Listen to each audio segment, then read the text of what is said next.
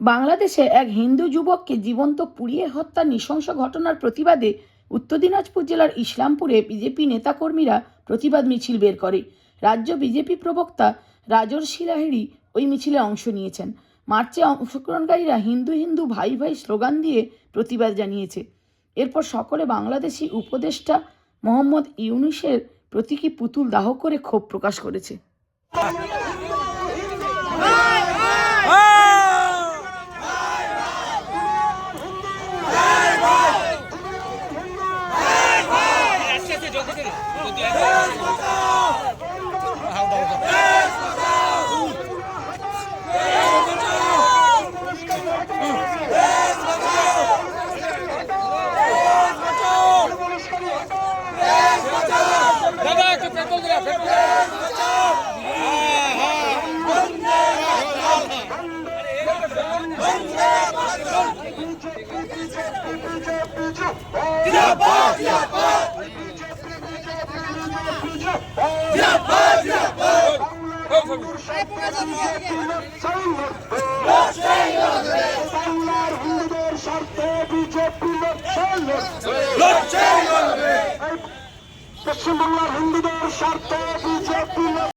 কিছুদিন আগে গীতা পাঠ অনুষ্ঠানে একটা বিরাট বড় হই হুল্লোড় হলো যে একজন সংখ্যালঘু সম্প্রদায়ের একজন ব্যক্তি, তার কাছে তিনি ভেজ প্যাটিস বলে জোর করে মাংসের প্যাটিস খাওয়ালেন মানুষকে এবং তার প্যাটিসগুলো উল্টে দেওয়া হয়েছিল।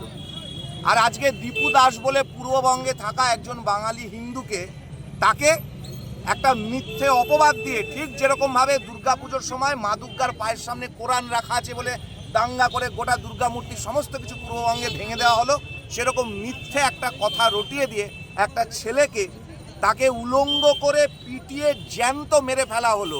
আজকে প্রশাসন কোথায় এবং পশ্চিমবঙ্গের তথাকথিত বুদ্ধিজীবীরা কোথায়, যারা কথায় কথায় মোমবাতি নিয়ে বেরিয়ে পড়েন এবং বিজেপিকে সাম্প্রদায়িক বলেন এবং অন্যান্য নানান রকমের কথা বলেন, আজকে তাদের সাম্প্রদায়িকতার সেই সুরটা কোথায়? আজকে তারা নেই, তারা মুখ বন্ধ করে মোমবাতিটা মুখে গুজে নিয়ে বসে আছেন।